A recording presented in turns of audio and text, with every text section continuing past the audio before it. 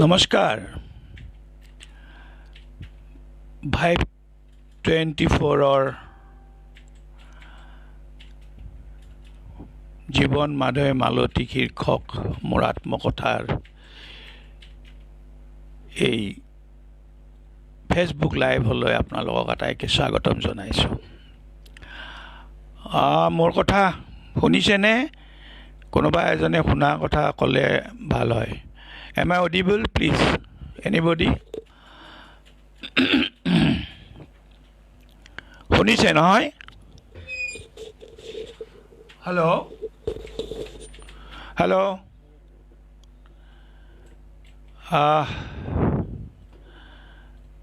শুনিছে নিশ্চয়। কোনোবা এজন দেখিছোঁ, মই নাম দেখা নাই। কোনোবা এজনে ক'লে ভাল হয়। মই শুনিছোঁ নে মোৰ কথা আপোনালোকেও শুনিছে নে নাই? দুগৰাকী আহিছে। Thank you Mayurakshi, thank you. মই আগতে এটা কথা কৈছিলোঁ, মধ্যবিত্তৰ উদ্গমন, emergence of new middle class. আজি মই সেই ধৰণৰে আন এবিধ এটা কথা ক'বলৈ যাব খুজিছোঁ। মই এতিয়া মধ্যবিত্ত, মই ভাল চাকৰি কৰোঁ, ভাল পেঞ্চন পাওঁ। মোৰ গুৱাহাটী চহৰত ঘৰ আছে, মোৰ গাড়ী আছে। So' I am a middle class, but I have different character. মই আজিৰ পৰা 40 বছৰ 50 বছৰ আগত যিজন মানুহ আছিলোঁ, আজি মই সেইজন মানুহ নহয়। 40-50 বছৰ আগতে মোৰ যি চৰিত্ৰ আছিল, আজি মোৰ সেই চৰিত্ৰ নহয়। I was a very happy child when মই যেতিয়া গাঁৱত আছিলোঁ। মই মোৰ গাঁৱৰ কথা কৈছোঁ নে নাই মোৰ মনত নাই, আজিকালি অলপ পাহৰোঁ। আমি যেতিয়া সৰু আছিলোঁ, মই এটা কথা কৈছিলোঁ যে মই জন্ম হৈছিলোঁ আমিন গাঁৱৰ ওচৰৰ এখন গাঁৱত, আৰু মই প্ৰাইমেৰী স্কুলত তাৰ পৰা কামৰূপ জিলাৰ একেবাৰে পূব প্ৰান্তৰ নগাঁৱৰ ওচৰৰ ক্ষেত্ৰীলৈকে আহিলোঁ। আৰু আমি পমুৱা মানুহ, তাতে আমি পামত থাকিবলৈ ল'লোঁ। আমাৰ আগৰ ঘৰবোৰ গৈছিলে, আগত আমাৰ ভাল টিঙৰ ঘৰ আছিলে, পকা ঘৰ আছিলে, সেইবোৰ নাইকিয়া হ'ল, সেইবোৰ পিতাই বেচি দিলে। আৰু আমি ক্ষেত্ৰীত এখন নতুনকৈ পতা গাঁৱত পমুৱা মানুহৰ দৰে আছিলোঁ, আমাৰ খেৰৰ ঘৰ আছিল। আমি বহুত কষ্ট কৰিব লাগিছিলে। মোৰ মনত পৰে এতিয়াৰ যিবোৰ ল'ৰা ছোৱালী আমাৰ গাঁৱৰ আৰু তেতিয়াৰ, আৰু আমি তেতিয়া দুখীয়া মানুহ আছিলোঁ যদিও আজিৰ গাঁৱৰ বহুতে নিজক দুখীয়া বুলি ক'ব নোখোজা বা মধ্যবিত্ত বুলি ক'ব খোজা মানুহতকৈ আমাৰ অৰ্থনৈতিক অৱস্থা কিছু ভাল আছিল। আমি গেছ নাছিল তেতিয়া আমাৰ, আমি খৰি লুৰিবলৈ গৈছিলোঁ। মই ঘৰৰ ডাঙৰ আছিলোঁ, গতিকে পাহাৰলৈ খৰি পাতিবলৈ গৈছিলোঁ। পাহাৰৰ পৰা খৰি আনি খৰি ফালিব লাগিছিলে। তাৰপিছত পথাৰলৈ যাব লাগিছিলে, গৰু চৰাবলৈ যাব লাগিছিলে। স্কুলৰ পৰা আহি গৰু চৰাব যাব লাগে, স্কুললৈ খোজকাঢ়ি যাব লাগে। আমি স্কুললৈ খোজকাঢ়ি গৈছিলোঁ। মোৰ স্কুলখন মোৰ গাঁৱৰ পৰা 3 মাইল, অৰ্থাৎ 4 কিলোমিটাৰ দূৰ, 4 কিলোমিটাৰ দূৰলৈকে গৈছিলোঁ। হাল বাইছিলোঁ, ধান কাটিছিলোঁ, মৰণা মাৰিছিলোঁ, ইত্যাদি ইত্যাদি। আমাৰ ইলেক্ট্ৰিচিটি নাছিল, আমাৰ পজা ঘৰ আছিল। আৰু আমি চাকি বন্তি জ্বলাব লাগিছিলে, লেম্প চাফা কৰিব লাগিছিলে, পঢ়িবলৈ টেবুলত এটা লেম্প মচি লৈছিলোঁ। এইবিলাক কাম আমি কৰিব লৈছিলোঁ। আমি তেতিয়া সকলো কাম নিজৰ বুলি কৰিব লাগিছিলে। আমি তেতিয়া চাগে দুখীয়া মানুহ আছিলোঁ, কিন্তু আমি ক'ৰ পৰা ঋণ লোৱা নাছিলোঁ। আমি দুখীয়া মানুহ আছিলোঁ, ক'ৰ পৰা ঋণ লোৱা নাছিলোঁ। আমাৰ কোনো ঋণ নাছিল। আমাৰ পিতাই ক'ৰ পৰা কেতিয়াও 1 পইচাও ঋণ লোৱা নাছিল। ধান বেচিছিলে, ধান বেচা পইচাৰে আমাক পঢ়াইছিলে, শুনাইছিলে, কানি কাপোৰ দিছিলে, স্কুলৰ খৰচ বৰচ দিছিলে, কলেজৰ খৰচ বৰচ দিছিলে। আমি চেল্ফ ছাষ্টেইন আছিলোঁ, চেল্ফ ছাষ্টেইন। তাৰপিছত মই যেতিয়া মেট্ৰিক পাছ কৰি গুৱাহাটীলৈ পঢ়িবলৈ আহিলোঁ, পঢ়িবলৈ অহাৰ পিছতো মেছত থাকি পঢ়িছোঁ, নিজে ভাত ৰান্ধি খাইছোঁ, কলেজ শেষত একেবাৰে বিশ্ববিদ্যালয়তহে মই হোষ্টেলত আছোঁ। অৰ্থাৎ গোটেই জীৱন, আনকি মই বিশ্ববিদ্যালয়ত যেতিয়া পঢ়িছোঁ তেতিয়াও মই মোৰ নিজৰ উপাৰ্জন, আমাৰ বহুতো আমাৰ হোষ্টেলত থকা ছাত্ৰই টিউশ্যন কৰি পঢ়িছিলে আৰু মই ছবি আঁকি পঢ়িছিলোঁ, তেতিয়া ছবি আঁকি পঢ়িছিলোঁ। মই প্ৰথম এখন কলেজত চাকৰি কৰিলোঁ, তাৰপিছত অসম চৰকাৰৰ গেজেটেড ক্লাছ 1 গেজেটেড অফিচাৰৰ চাকৰি এটা পালোঁ। আৰু তেতিয়া মই মধ্যবিত্ত যিটো চাৰ্কুল তালৈ সোমাবলৈ আহিলোঁ। মোৰ ধাৰণা হয় মই চাকৰিটো পোৱাৰ পিছত মই এবছৰমান চাকৰি কৰিছিলোঁ, ক্লাছ 1 অফিচাৰৰ চাকৰি, তাৰপিছত ৰিজাইন দি কলেজত সোমালোঁ, বি বৰুৱা কলেজত সোমালোঁ। সেই সময়ত সেই পইচাৰে মই এটা ঘৰ সাজিলোঁ। আমাৰ এটা টিনৰ ঘৰ হ'ল, পকা ঘৰ হ'ল, এটা ড্ৰয়িং ৰুম হ'ল, আমাৰ ঘৰলৈ ইলেক্ট্ৰিচিটি আহিল, আমাৰ ঘৰত লাইট জ্বলা হ'ল, আমাৰ ঘৰত কোনেও চাকি নজ্বলোৱা হ'ল, লেম্প মচিবলগীয়া একো নহ'ল। অৰ্থাৎ we entered in the circle of the middle class. কিন্তু মোৰ মনত আছে যে মই ক্লাছ 1 অফিচাৰ থকা সময়তো চিটি বাছত কলেজ অফিচলৈ গৈছিলোঁ, মই বি বৰুৱা কলেজৰ প্ৰফেচৰ থকা সময়তো মই চিটি বাছত গৈছিলোঁ, কেতিয়াবা কাচিতহে ৰিক্সাত উঠিছিলোঁ, ৰিক্সাত নুঠিছিলোঁ, আমি চিটি বাছত ঘূৰিছিলোঁ। অৰ্থাৎ তেতিয়ালৈ এখন গাড়ী ল'ব লাগে এই কথাটো মনলৈ অহা নাছিল। সম্ভৱ মই 20 বছৰ প্ৰফেচাৰী কৰাৰ পিছত এখন ছেকেণ্ড হেণ্ড গাড়ী কিনিছিলোঁ, ফিয়েট গাড়ী। সেই সময়ত আমাৰ নিচিনা মানুহবোৰে, আমাৰ নিচিনা নিউ মিডল ক্লাছ, যে চৰকাৰী চাকৰি কৰোঁ, দৰমহা পাওঁ, আমাৰ নিচিনা মানুহবিলাকে এই আজিৰ নিচিনাকৈ একে শ্ব'ৰুমৰ পৰা নতুন গাড়ী কিনাৰ কথাটো নাছিল, ছেকেণ্ড হেণ্ড গাড়ী কিনিল, second hand ambassador, second hand jeep, second hand Fiat. মই এখন ছেকেণ্ড হেণ্ড ফিয়েট গাড়ী কিনিছিলোঁ, সম্ভৱ 30,000 নে 40,000 টকা। তাৰে 30,000 মান টকা মই ঋণ লৈছিলোঁ। এয়া মোৰ প্ৰথম ঋণ লৈছিলোঁ মই এখন গাড়ী কিনিবলৈ। আৰু মোৰ গাড়ীখনৰ অলপ ৰং যোৱা আছিলে, ছিটটো বেয়া আছিলে। মোৰ ছোৱালীজনী তেতিয়া একেবাৰে সৰু, তাই মোৰ লগত গৈছিল। মই গাড়ী চলাব নাজানো, এজন মেকানিক এজন লৈ গৈছিলোঁ গাড়ীখন লৈ আহিবলৈ। তাই কৈছিলে যে আমাৰ গাড়ীখন পুৰণি দেখোন, তাৰমানে অলপ ৰং যোৱা, ছিটটো অলপ চিঙা। মাকক তাই দৌৰি আহি কৈছিলে, মা আমাৰ দেউতাই এখন পুৰণি গাড়ী কিনিছিলে। But that was a very big thing for me, যে মই এখন গাড়ীৰ মালিক হ'লোঁ। আৰু যিদিনাখন মই মোৰ গাড়ীখন ঘৰলৈ লৈ গৈছিলোঁ, মোৰ মায়ে গাড়ীখনত পানী চানী দি কিবা কিবি কৰি ধূপ জ্বলাই, মানে গাড়ীখন এখন ছেকেণ্ড হেণ্ড গাড়ী দেই, ছেকেণ্ড হেণ্ড ফিয়েট গাড়ী। আৰু আমাৰ গাঁৱৰ মানুহে খবৰ ল'বলৈ আহিছিল, মই তেনে এখন গাঁৱৰ মানুহ। এতিয়া আমাৰ গাঁৱত আমাতকৈ দুখীয়া মানুহ বহুত আছে। এইকাৰণে কৈছোঁ যে তেওঁলোকৰ খেতি বাতি নাই, তেওঁলোকে হাজিৰা চাজিৰা কাম কৰে, তেওঁলোকে ঋণ লয়, ঋণেৰে এটা ঘৰ সাজে, ঋণ লয়, ঋণেৰে ল'ৰা ছোৱালীক পঢ়ায়। এটা ডাঙৰ পৰিৱৰ্তন হ'ল, আমাৰ দিনত আমি চৰকাৰী স্কুলত পঢ়িছিলোঁ, চৰকাৰী কলেজত পঢ়িছিলোঁ, চৰকাৰী বিশ্ববিদ্যালয়ত পঢ়িছিলোঁ, টকা পইচা নাছিল। এতিয়া আমাৰ গাঁৱত এটা ইমাৰ্জিং নিউ মিডল ক্লাছ হৈছে, তেওঁলোকে চৰকাৰী বিদ্যালয়ত ল'ৰা ছোৱালীক নপঢ়ায়। এই কনচেপ্টটো আহি গৈছে যে চৰকাৰী বিদ্যালয়ত যদি ল'ৰা ছোৱালীক পঢ়ায় তেনেহ'লে সেই ল'ৰা ছোৱালী ভাল হ'ব নোৱাৰিব। আমাৰ দিনত সেই কনচেপ্টটো নাছিল, আৰু আমাৰ দিনত গাঁৱত কোনো প্ৰাইভেট স্কুল নাছিলেই, এইবিলাক একো নাছিল।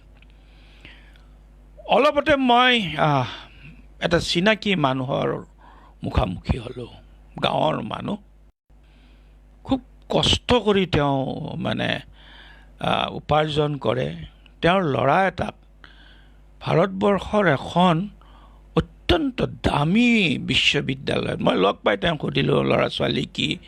ক'লে যে মোৰ ডাঙৰ ল'ৰাটো এনেকৈ ইঞ্জিনিয়াৰিং পঢ়ে অমুক বিশ্ববিদ্যালয়ত। মই জানো যে এইখন ভাৰতবৰ্ষৰ এখন অত্যন্ত দামী বিশ্ববিদ্যালয়, আৰু তাত বহু লাখ টকা লাগে। তেতিয়া মই ভাবিছিলোঁ এই মানুহজনে সেই ইউনিভাৰ্চিটিৰ খবৰ কেনেকৈ পালে, তাত পঢ়াবলৈ সাহস কেনেকৈ কৰিলে। আমাৰ মা দেউতাহঁতে হোষ্টেলত থ'বলৈও কৰা নাছিল, নাই ৰান্ধি বাঢ়ি খাবি, মেছত থাকিবি। কিন্তু আমি কেতিয়াও চাউল কিনা নাই, আমি ধান বেচিছিলোঁ, আমি এক প্ৰকাৰৰ ধনী খেতিয়ক মানুহ। তাৰপিছত গম পালোঁ যে তেওঁ ইমান কষ্ট কৰে আৰু ইমান ঋণগ্ৰস্ত যে তেওঁৰ একদম হাড় ভাঙি গৈছে। এতিয়া বহুত মানুহ বিদেশলৈ যায়, বহুত ল'ৰা ছোৱালী বিদেশত পঢ়ে। মই কেইবাজনো মানুহক লগ পাইছোঁ, আমাৰ দৰে শিক্ষক, আমাৰ দৰে অধ্যক্ষ। সুধোঁ আপোনাৰ ল'ৰা ছোৱালী কি কৰি থাকে, ক'লে যে নাই সি ইয়াতে হায়াৰ ছেকেণ্ডেৰী পাছ কৰিছে, সি বোলে ইণ্ডিয়াত নপঢ়ে, বিদেশত পঢ়িবৰ কাৰণে সি চেষ্টা কৰি আছে। আমি গুৱাহাটীলৈ আহি কলেজত পঢ়াটো আমাৰ কাৰণে ডাঙৰ কথা আছিলে, গুৱাহাটী বিশ্ববিদ্যালয়ত পঢ়াটো ডাঙৰ কথা আছিল। এতিয়া গাঁৱৰ বহুত টকা পইচা থকা মানুহৰ ল'ৰা ছোৱালী গুৱাহাটীত পঢ়িব নোখোজে, তেওঁলোকে দিল্লী বিশ্ববিদ্যালয়ত পঢ়ে, পাৰিলে বা দিল্লীৰ যিকোনো ঠাইত বিশ্ববিদ্যালয়ত পঢ়ে, বাংগালোৰত পঢ়ে, পুনেত পঢ়ে, চেন্নাইত পঢ়ে আৰু ক'ৰবাত পঢ়ে। আৰু সেইবোৰ এনেকুৱা কথা নহয় যে they are getting better education than any college in Guwahati, গুৱাহাটীৰ কটন কলেজ বা বি বৰুৱা কলেজ বা আৰ্য বিদ্যাপীঠ কলেজ বা ইঞ্জিনিয়াৰিং কলেজ বা মেডিকেল কলেজ, এই যিবিলাক কলেজ আছে তাতকৈ তেওঁলোকে ভাল বিষয় লৈ পঢ়িবলৈ গৈছে, সেইটো নহয়। কিন্তু বাহিৰত পঢ়াটো এটা চৰিত্ৰ হৈ গৈছে, বা গৌৰৱ কৰে, মোৰ ল'ৰা বাংগালোৰত পঢ়ে, মোৰ ছোৱালী অমুকত পঢ়ে, মোৰ ল'ৰাই লণ্ডনলৈ গৈছে, লণ্ডনত পঢ়ে। এই কথাটো এটা মধ্যবিত্তীয় কাৰবাৰ। আজিকালি আমাৰ গাঁৱত, আগতে আমাৰ গাঁৱত চাইকেল থকা মানুহে কম আছিলে, এতিয়া আমাৰ গাঁৱত চাইকেল থকা মানুহ কম, তাৰ ঠাইত বাইক থকা মানুহ অজস্ৰ, গাড়ী থকা মানুহ বহুত আছে, ভাল পকা ঘৰ থকা মানুহ বহুত আছে, ড্ৰয়িং ৰুম প্ৰায় মানুহৰ ঘৰতে আছে, প্ৰায় মানুহৰ ঘৰতে গেছ আছে, প্ৰায় মানুহৰ ঘৰতে গাড়ী আছে। অৰ্থাৎ আমাৰ গাঁওখন উন্নত হৈছে। আমাৰ সেই দুখীয়া গাঁওখন, যিখন গাঁৱত আমি খৰি কাটিছিলোঁ, যিখন গাঁৱত আমি হাল বাইছিলোঁ, যিখন গাঁৱত আমি ভুঁই ৰুইছিলোঁ, যিখন গাঁৱত আমি মৰণা মাৰিছিলোঁ, সেইবিলাক একো কাম নাই। শুনিলে আপোনালোকে আচৰিত হ'ব যে আমাৰ গাঁৱত আঙুলিৰ মূৰত লিখিব পৰা কেইজন মানে খেতিয়ক মানুহ আছে, তেওঁলোকৰ ঘৰত গৰু নাই, তেওঁলোকে ট্ৰেক্টৰ পায় ভাড়াত, ট্ৰেক্টৰ ভাড়াৰে তেওঁলোকে খেতি বাতি কৰে। এটা মিডল ক্লাছ শ্ৰেণী হৈছে, আৰু এই মিডল ক্লাছ শ্ৰেণীটোক ধন, চাওক কেইবাটাও কথা আছে। এটা হ'ল মাইগ্ৰেশ্যন, মিডল ক্লাছৰ কেৰেক্টাৰ কেইবাটাও আছে।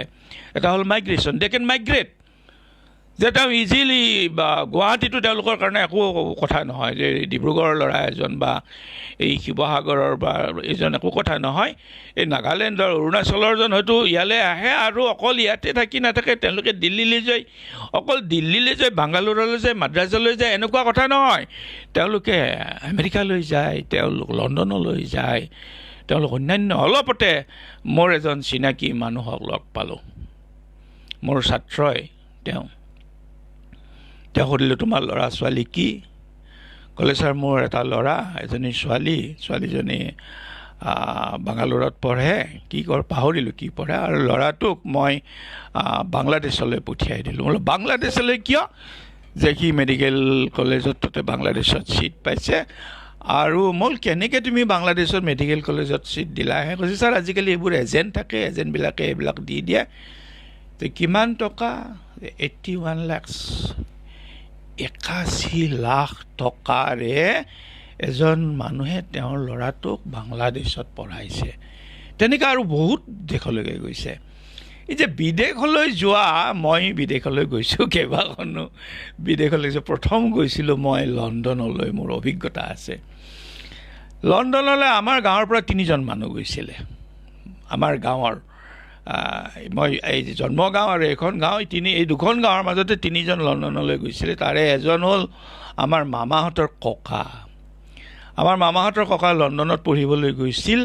তেওঁ নিজে টকা খৰচ কৰি নহয়, আমাৰ মামা পৰিয়ালটো এই মানে চাহাবৰ টেক্স কালেকশ্যন কৰা সেই আছিল আৰু তেনেকুৱা ধৰণৰ চাকৰি কৰিছিল আমাৰ আজু ককাই আৰু যিজন মানে বিলাতী বিষয়া আছিল চাহাব বিষয়া আছিল চাহাব বিষয়া ল'ৰা ছোৱালী নাছিল নাথাকোঁতে আমাৰ এজন ককাক মোৰ নিজৰ মাৰ দেউতাক নহয় মাৰ খুৰাকক তেওঁলোকে ক্লাছ 8তে লৈ গৈ তাতে ইঞ্জিনিয়াৰিং পঢ়ালে আৰু ককা এই বিলাতত ইঞ্জিনিয়াৰিং পঢ়ি ইয়ালৈ আহিল সেইজন প্ৰথম আমাৰ গাঁৱৰ সেইজন প্ৰথম মানুহ আমাৰ মামাহঁতৰ ককা তেওঁ বিলাতত পঢ়ি ইঞ্জিনিয়াৰিং পঢ়ি তেতিয়া অভাৰচিয়াৰ বুলি কৈছিলে তেওঁ তাৰমানে জুনিয়ৰ ইঞ্জিনিয়াৰিং পঢ়িছিলে তাতে গৈ দ্বিতীয় এজন আছিল তেওঁ কটন কলেজৰ প্ৰিন্সিপাল আছিলে তেওঁ ফিজিক্সত খুব চোকা ল'ৰা আছিল মোৰ দেউতাহঁতে কৈছে যে তেওঁ যেতিয়া বিলাতলৈ যাব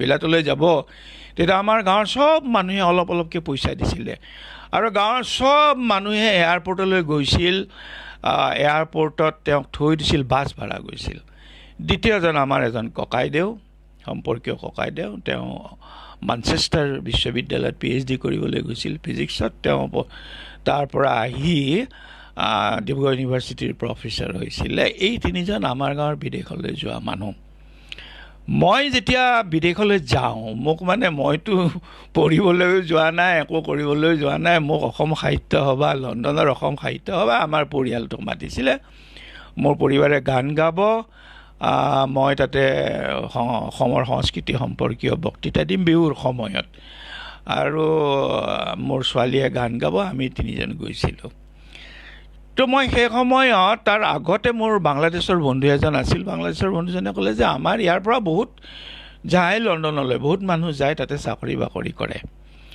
মই কিবা কিবিকৈ হাইৰাণ হৈ গৈ হিথ্ৰ' এয়াৰপৰ্ট পালোঁ যেতিয়া হিথ্ৰ' এয়াৰপৰ্ট পালোঁ তেতিয়া মই কোনফালে যাম কি যাম মানে হাওৰা ষ্টেচনৰ দৰে মই একো তত্ত্ব ধৰিব পৰা নাই এফালে গৈ দেখিলোঁ সিফালে এই আফ্ৰিকালৈ কৰবালৈ যোৱা সেইটো এটা লাইন এনেকৈ গৈ এজন মই দেখি পালোঁ ই নিশ্চয় ইণ্ডিয়ান হ'ব মই এজন ইণ্ডিয়ান বুলি ভাবি তাক সুধিলোঁ যে তুমি ইণ্ডিয়ান নেকি সি ক'লে নহয় মই বাংলাদেশী যে তুমি লণ্ডনত থাকা নেকি মই লণ্ডনত থাকোঁ যে কোনটো আমি বা ইণ্ডিয়ানবিলাক যোৱা এইটো কোনটো শাৰীটো তেতিয়া ক'লে মোৰ পিছে পিছে আহা আমি তিনিজনে তেওঁৰ পিছে পিছে গ'লোঁ আৰু তেওঁ যিটো শাৰী আছিল যিটো শাৰী বহুত দীঘল শাৰী সেইটো তাৰমানে বিদেশী মানুহ লণ্ডনলৈ যোৱা শাৰী যিবিলাক লণ্ডনৰ মানুহ যাব সেইটো বেলেগ শাৰী আমি বিদেশী মানুহ আমি লণ্ডনলৈ গৈছোঁ দেখিলোঁ যে মই বাংলাদেশীটো মই তাক সুধিলোঁ তুমি ইয়াতে কি কাম কৰা তেওঁ ক'লে যে মই ইয়াতে ৰান্ধনি কাম কৰোঁ যে কুক কোনোবা এখন হোটেলত বা ৰেষ্টুৰেণ্টত তেওঁ ৰান্ধনি কাম কৰে দেখিলোঁ যে তেওঁ ফটাফট শাৰী ভাঙি গৈ আছে আৰু এটা সময়ত দেখিলোঁ যে আমি ইয়াত থাকোঁতে তেওঁ বহুত দূৰ পালেগৈ তো এনেকুৱা ধৰণৰ বিদেশত যোৱা অজস্ৰ মানুহ আছে মই নৈমিষাৰ অন্যত মানুহ ৰাখিব নাপাওঁ আজিকালি মই এই কথাটো কৈছোঁ মোৰ যিখন পাম আছে ক্ষেত্ৰীত যিখন পাম আছে মানুহ ৰাখিব নাপাওঁ মানুহবোৰ পাবলৈ টান এজন মানুহ ৰাখিছিলোঁ যোৱা 2-3 মাহমান থাকিল তাৰপিছত সি ক'লে যে মই নাথাকোঁ আৰু বোলো তই কি কৰিবি একদম দুখীয়া মানুহ একেবাৰে দুখীয়া তাৰ একো মাটি বাৰী নাই বঙালী মানুহ সি ক'লে মই কেৰেলালৈ যাম কেৰেলালৈ যাই তই কি কৰিবি সি ক'লে যে এনেকৈ মই আগতেও গৈছিলোঁ তাতে মই মাছ মাৰোঁ এনেকৈ মোক পইচা পাওঁ এতিয়া কেৰেলালৈ যোৱা বাংগালোৰলৈ যোৱা হায়দৰাবাদলৈ যোৱা চেন্নাইলৈ যোৱা দিল্লীলৈ যোৱা অগণন দুখীয়া মানুহ অসমীয়া দুখীয়া মানুহ অগণন মানুহ যায় এই যিটো migration is a system of constituting a new middle ক্লাছে মাইগ্ৰেট কৰে বিভিন্ন কাৰণত যায় পঢ়িবলৈ যায় দে ফিল ইট তেওঁলোকে গৌৰৱ অনুভৱ কৰে মোৰ ছোৱালী অমুকত পঢ়ি আছে মোৰ ছোৱালীটো অমুকত পঢ়ে আৰু আজিকালি বিয়া বাৰুৰ ক্ষেত্ৰতো তেনেকুৱাই হৈছে আগতে মানে বিদেশলৈ গ'লে বিলাতলৈ গ'লে আগতে এনেকুৱা কথা আছিল বিলাতলৈ যাবিয়ে যেতিয়া মেম বিয়া কৰাব নালাগে ইয়াতে এজনী অসমীয়া ছোৱালী বা এজনী ভাৰতীয় ছোৱালী বিয়া কৰাই যায় এইটো নিয়ম আছিল যে মেম বিয়া কৰাব নালাগে এতিয়া সেইবোৰ নিয়ম নাই সেইবোৰ উঠি গৈছে কাৰণ উই বিকেম গ্ল'বেল চিটিজেন গ্ল'বেলাইজেশ্যন হৈছে গ্ল'বেল চিটিজেন যিকোনো দেশলৈ যায় তাতে বিয়া কৰাই ডিভ'ৰ্চ হয় আহে ইটো হয় সিটো হয় মিডিল ক্লাছৰ এটা কেৰেক্টাৰ যেনেকৈ মিডিল ক্লাছৰ মই আগতেও এই কথাটো কৈছোঁ drawing room is a character তাতে মানুহ বহক বা নবহক তাতে ড্ৰয়িং ৰুম এটা থাকিবই এ কাৰ ইজ এ কেৰেক্টাৰ মিডল ক্লাছৰ এইবোৰ মিনিমাম এখন গাড়ী থাকিব লাগিব যেনেকেই নিকিনক কিয় যিমান ধাৰ এনেৰে নিকিনক কিয় যদি এখন গাড়ী কিনিব পৰা নাই এখন বাইক হ'লেও কিনিব লাগিব বাইক থাকিব লাগিব বা কেইবাখনো গাড়ী থাকিব লাগিব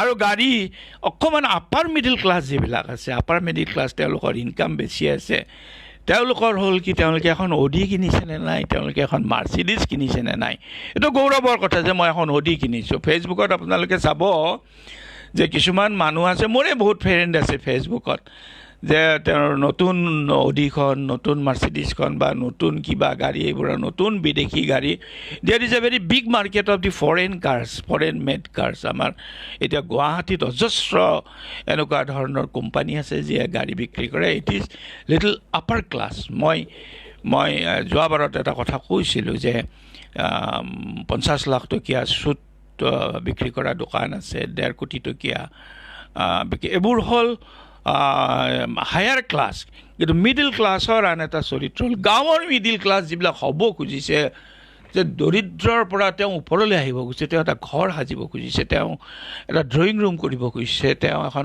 বাইক ল'ব খুজিছে where from they are getting money তেওঁলোকে টকা ক'ত পাইছে তেওঁলোকৰ চাকৰি নাই তেওঁলোকে হয় হাজিৰা কৰে নহয় কিবা কৰে তথাপি ল'ৰাটোক এখন চাইকেল বা এখন মটৰচাইকেল দিব লাগে বা ল'ৰাটোক ক'ৰবাত পঢ়াব লাগে তাৰ কাৰণে লোন লয় আপোনালোকে গাঁৱত গৈ দেখিব যে এটা সময়ত মানুহবিলাকে বন্ধনৰ মিটিং আছে অমুকৰ মিটিং আছে তমুকৰ মিটিং আছে এনেকুৱা মিটিং মাইকী মানুহবিলাকৰ মহিলাসকলৰ এনেকুৱা মিটিং থাকে তেওঁলোকে লোন লয় কোনোবাই স্কুটাৰ কিনিবলৈ লোন লয় কোনোবাই ঘৰ সাজিবলৈ লোন লয় কোনোবাই টেলিভিশ্যন কিনিবলৈ লোন লয় কোনোবাই গাড়ী কিনিবলৈ লোন লয় এই লোনবোৰ দিব নোৱাৰি বহুত মানুহে আত্মহত্যা কৰে সেইটো হ'ল এটা নিউ মিডল ক্লাছ কেৰেক্টাৰ এই কথাটো আমাৰ দিনত নাছিলে আমাৰ দিনত গাড়ী নাছিল আৰু গাড়ী নাছিল তাক লৈ কোনেও দুখ কৰা নাছিল আমাৰ দিনত কৈছিল যে পঢ়া শুনাটো ভালকৈ কৰিবি আৰু চৰকাৰী স্কুলতে কৰিবি মাষ্টৰে ক'ব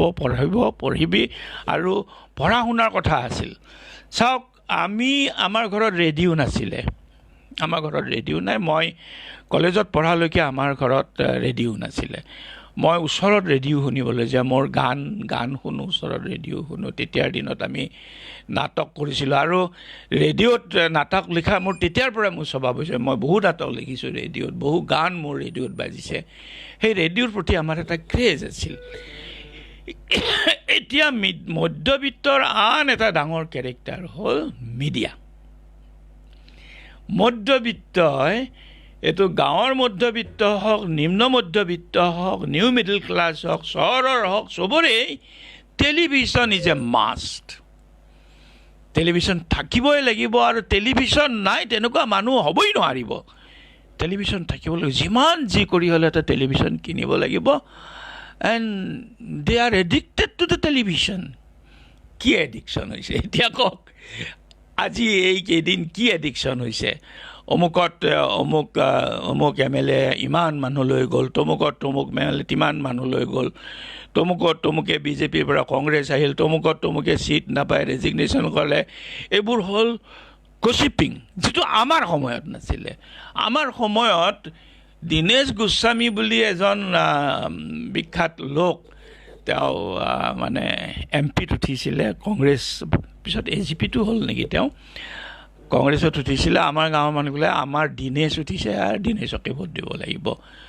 চ' that was the awareness level in politics এতিয়া পলিটিকেল এৱাৰনেছ লেভেল সাংঘাতিক ধৰণে বাঢ়ি গৈছে বাট কেনেধৰণৰ এৱাৰনেছ লেভেল যে কোনে কি বস্তু দি আছে পিপল আৰ ব্ৰাইবিং মানুহে ভাবিছে যে কোনে কিমান মই আজি শুনিছোঁ যে গুৱাহাটীৰ খানাপাৰাত 6খন নে 7খন হেলিকপ্টাৰ ৰাখিছে ৰাতিপুৱা আৰু 6খন নে 7খন হেলিকপ্টাৰ বিভিন্ন ঠাইলৈ উৰা মাৰিছে আগত এখন গাড়ী লৈ গৈছিলে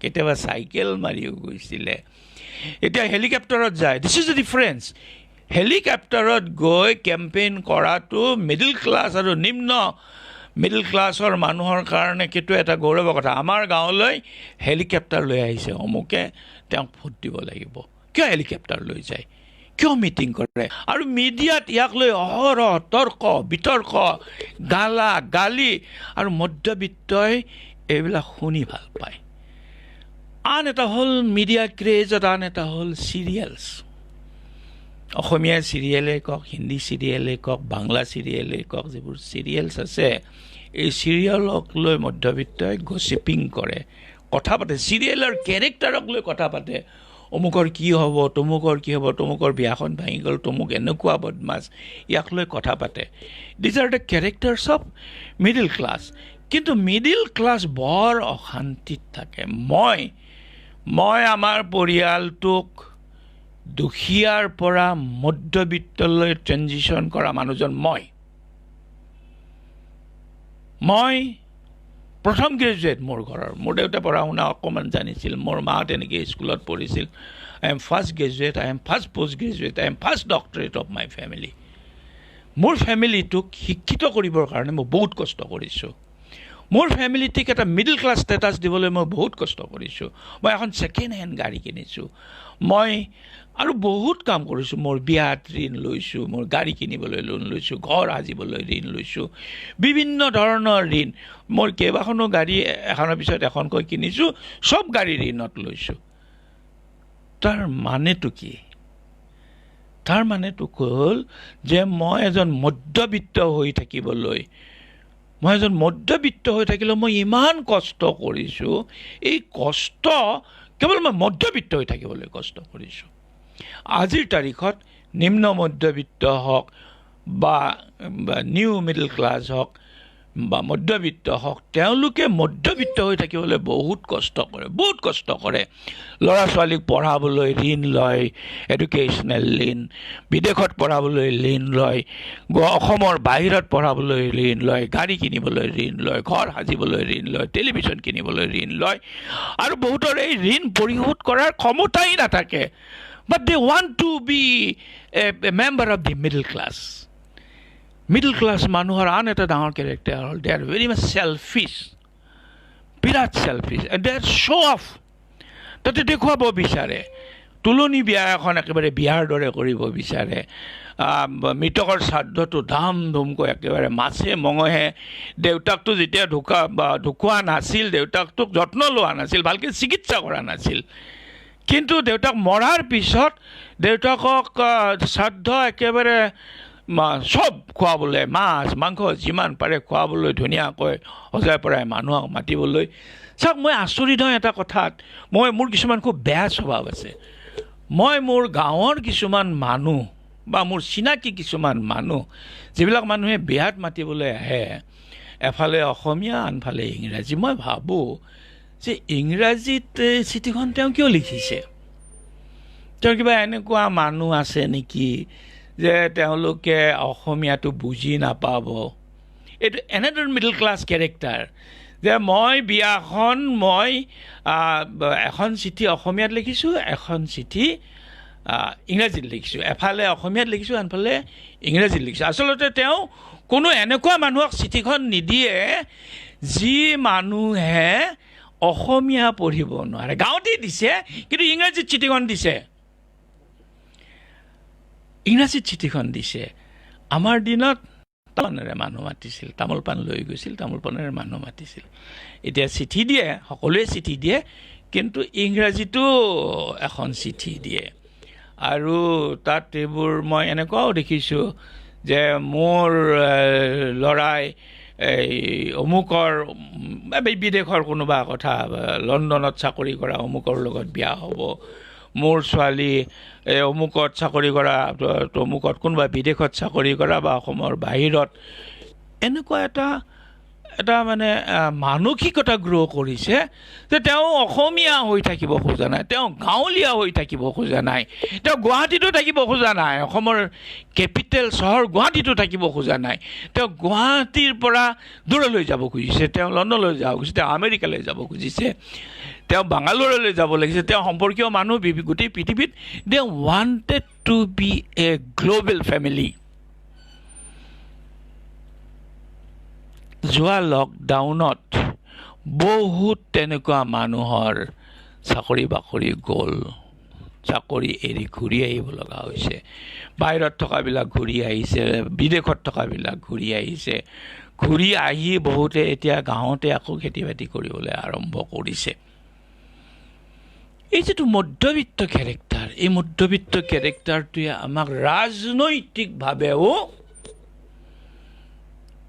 অন্যায় কৰিছে মধ্যবিত্ত ৰাজনীতিটো কোনে চলায় মধ্যবিত্তবিলাকে চলায় মধ্যবিত্তবিলাক হ'ল যাক দালালি কৰা বুলি কয় মধ্যভোগী আমি মধ্যবিত্তবিলাক ৰাজনৈতিকভাৱে মধ্যভোগী হৈ গৈছোঁ অমুকৰ লগত মই থাকিম এই যে ইমান মানুহ যায় এই যে ধৰক এজন মানুহে আজি মনোনয়ন পত্ৰ দাখিল কৰিব অমুক ডেপুটি কমিশনাৰৰ অফিচত সেই যে ডেপুটি কমিশনাৰৰ অফিচত মনোনয়ন পত্ৰ দাখিল কৰিবলৈ 1 লাখ মানুহ গ'ল 13 লাখ মানুহ গ'ল এইবোৰ মিডিয়াত ওলাল এই যে মানুহবোৰ যায় এইবোৰ কোন মানুহ যায় পথাৰত খেতি কৰা মানুহ নাযায় হাল বোৱা মানুহ নাযায় হাজিৰা কৰা মানুহো বেছি নাযায় these are all useless middle class আৰু যাৰ যে মোৰ অমুকৰ লগত সম্পৰ্ক আছে এই কথাটো তেওঁ দেখাই ভাল পায় অমুকৰ লগত অৱশ্যে কিছুমান কিনি নিয়া মানুহ আছে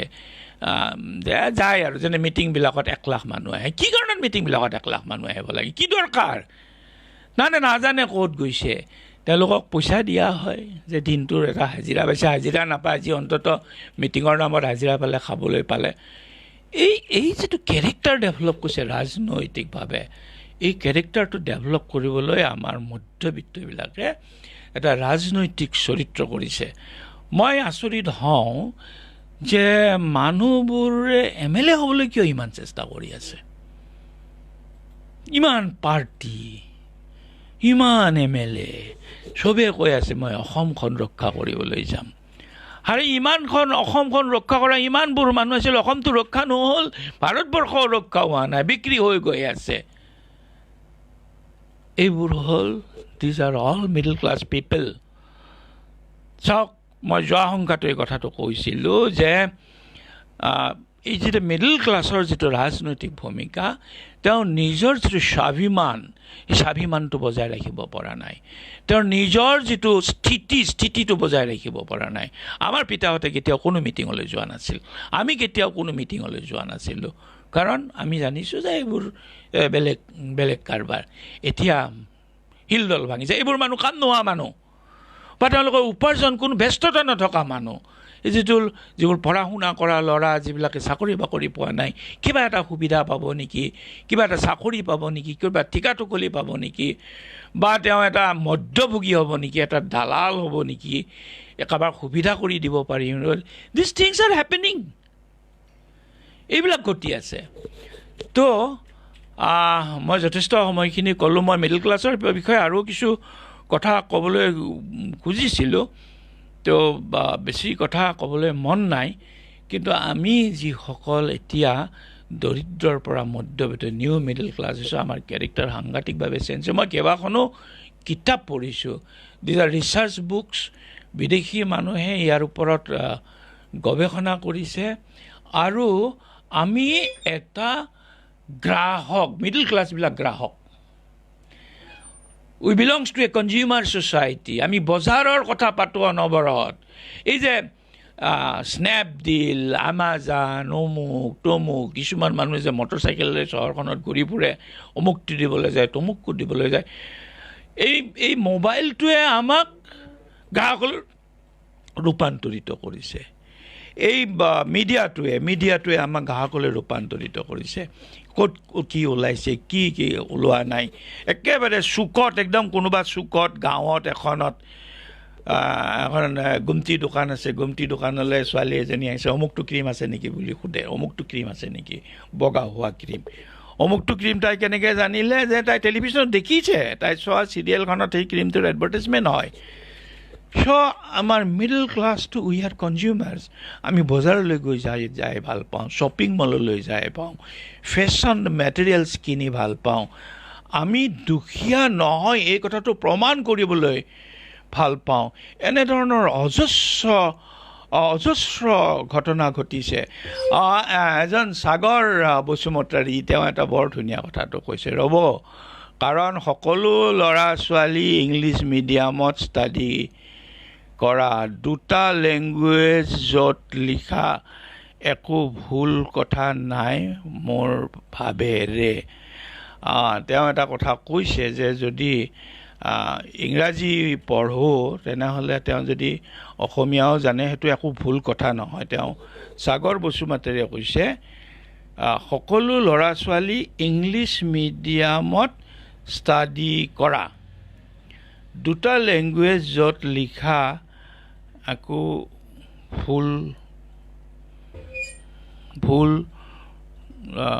কৰোৱা নাই মোৰ ভাৱেৰে। তেওঁ কৈছে যে যদি কোনোবাই হয় মিডল ক্লাছৰ আন এটা সাংঘাতিক কেৰেক্টাৰ হ'ল, আপোনালোকে শুনিলে আচৰিত হ'ব যে কিছুমান ল'ৰা ছোৱালীয়ে গাঁৱে হওক বা চহৰে হওক একেবাৰে বাচ্চা তেওঁ কথা ক'বলৈ প্ৰথমে হিন্দীত শিকে, অসমীয়াটো পিছত কয়, হিন্দীটো আগতে কয়। কাৰণ বাচ্ছাৰ পৰা তেওঁ হিন্দী চিৰিয়েল চাই আছে, হিন্দীটো আগত ক'ব পাৰে। আমি হিন্দী আজিও ক'ব নোৱাৰোঁ, ইংলিছ বহুত পিছত ক'ব পাৰিছোঁ। হয়, এতিয়া কি গাঁও কি চহৰ, মধ্যবিত্ত উচ্চবিত্তবিলাকৰ কথাবিলাক মই তালৈ অনা নাই।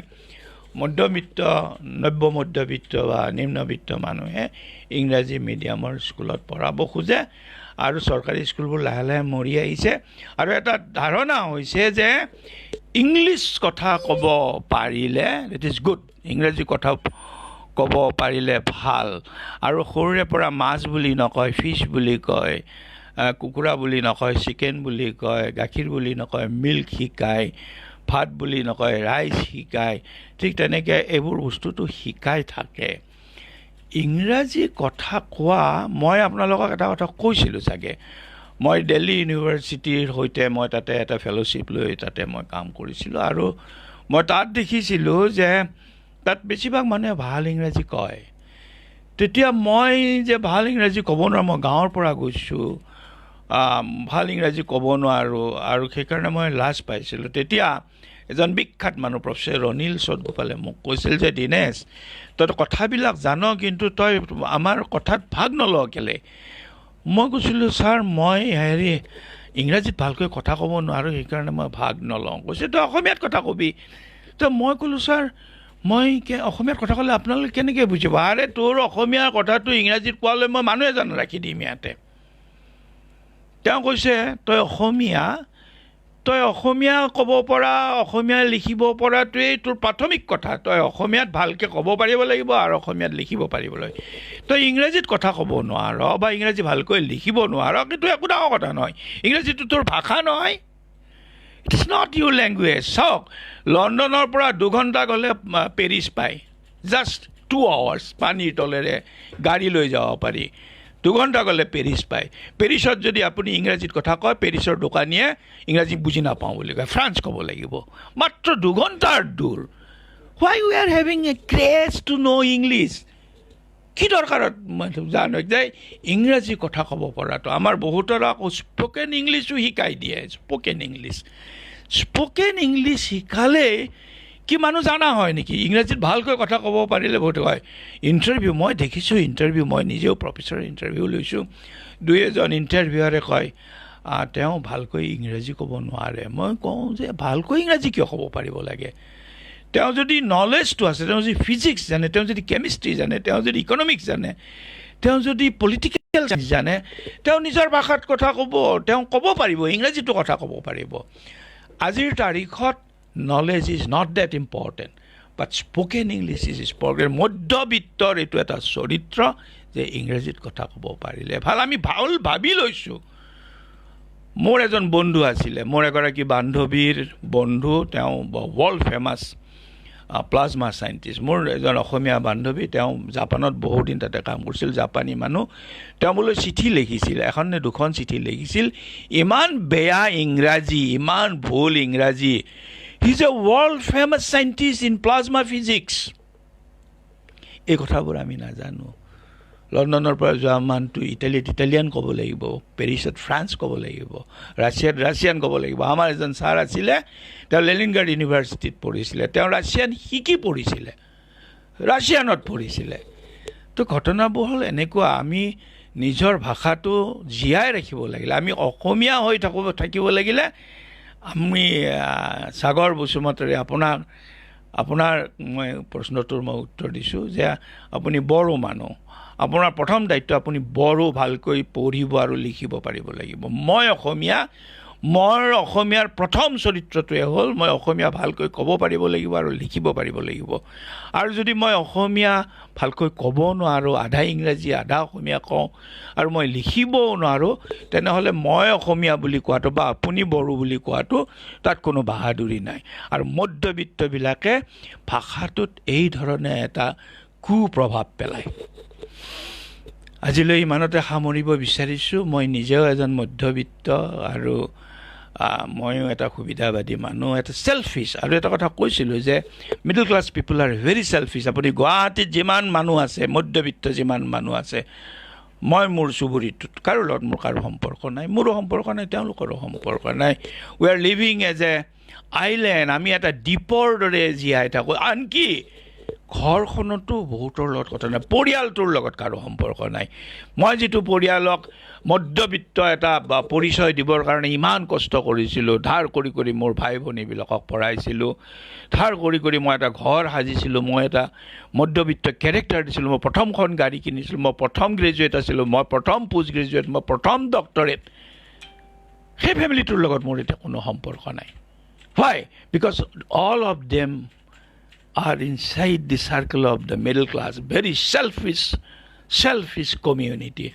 আৰু এই কমিউনিটি কেতিয়াও সুখত নাথাকে কাৰণ ধাৰ ঋণ লৈ তেওঁলোক মধ্যবিত্ত হোৱাৰ যিটো চেষ্টা সেই চেষ্টাটোৱে জীৱনটো অসহনীয় কৰি তোলে থেংক ইউ ছ' মাছ আপোনালোক আটাইকে ধন্যবাদ জনাইছোঁ কিমানে শুনি ভাল পাইছে কিমানে শুনি বেয়া পাইছে নাজানো কিন্তু এইটো হ'ল মোৰ আজিৰ অনুভৱ the new middle class emergence কি কাৰণত the pain of the middle class the misery of the middle classৰ কি দৰিদ্ৰতা আছে মানসিক দৰিদ্ৰতা আছে এই কথাখিনি ক'লোঁ ইয়াকে কৈ আপোনালোক আটাইকে ধন্যবাদ জনাই আজিৰ এই লাইভ সামৰিছোঁ থেংক ইউ ছ' মাছ